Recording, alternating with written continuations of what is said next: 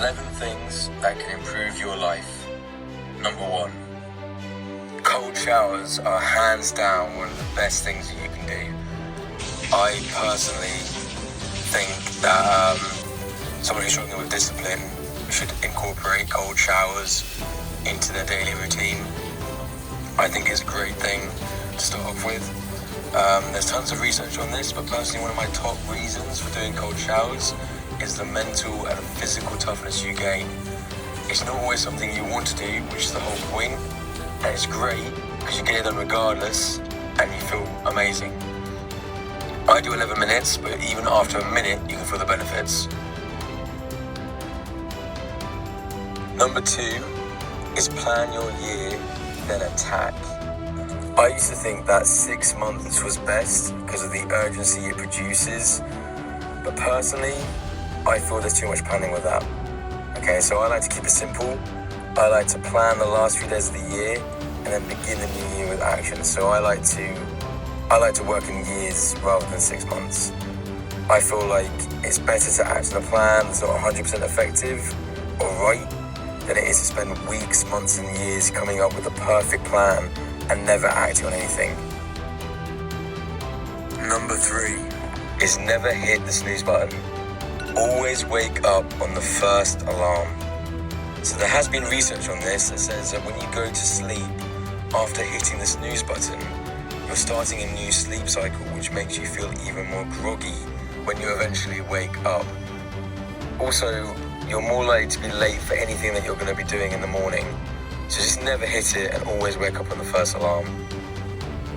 So number 4, if you are having a day of low motivation, the best thing you can do is do difficult things early and be done with it. Now, I appreciate this isn't always possible when you have a structured work hours or hobby hours, but having the mentality of getting as much as you can done early on when you're not feeling it is great. It frees you up for the rest of the day to relax. You don't have to worry about anything else, and it's just a great way of getting things done as quickly as possible. Number 5. Make fewer promises to yourself and others, but always honor the ones you do make. And I promise you, we will never send you away. Broken promises weaken your character. You break my promise. Number 6 is amor fati, which is also known as love fate. Now this is a very hard Stoic principle to do, but it's essentially loving everything that happens to you. Obviously, not everything can be met with happiness and joy, but there is always growth to be had in catastrophes and struggle. If you take nothing else from a tragedy or a bad event, take growth. So number 7 is start small and then build up. So for example, if you want to start doing 50 press-ups every day and you can't do 1 press-up, 5 press-ups, then it's going to be, you have to start small, you have to build up, and it's the same with everything really. Everything that you want to progress in, you have to start from a small amount and then build up, and so with 50 press-ups, start with 5 press-ups every day, then 10, then 15, then 20, and keep improving and expanding, but always start small first. So don't expect yourself to be able to do so much in one go. If you're new to discipline, just start small. Start very small and then work your way up. So for example, with my cold showers, I didn't start with 11 minutes straight away. I think I started with about 3 minutes, and then it was 8 minutes, and it gradually built up to 11 minutes, and now I can do 11 minutes, with my eyes closed. It doesn't bother me at all, but with other things, that I'm doing, I'm new to it, and it's going to take some time to build up, but, you have to start small, you have to start somewhere. Okay, so number 8 is embrace failure. People don't want to hear the word failure, people don't want to experience failure, and it's just something that everyone wants to turn their back on, and the thing is that any winner will experience failure. Those who never fail never do, and even then that's a failure in itself. So It's a hard one to do, but if you learn from failure, if you learn from it, instead of letting it drag you down, you'll be well on your way to success. Make failure your friend, because if you don't, you're never going to progress, okay? And I need to remember this one as well, because, you think that, all the great people in this world, they all failed at some point, and they continue to fail on a daily, they make mistakes. It's just the way it is. Okay, so number 9 is a simple fact. Everything good in life is earned. Character is earned.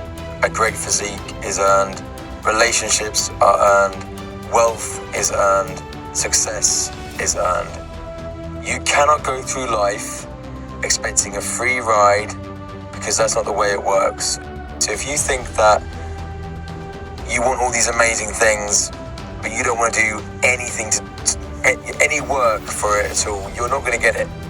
You're not going to get it at all. That is just a simple fact of this world, is that you have to earn the things that you want.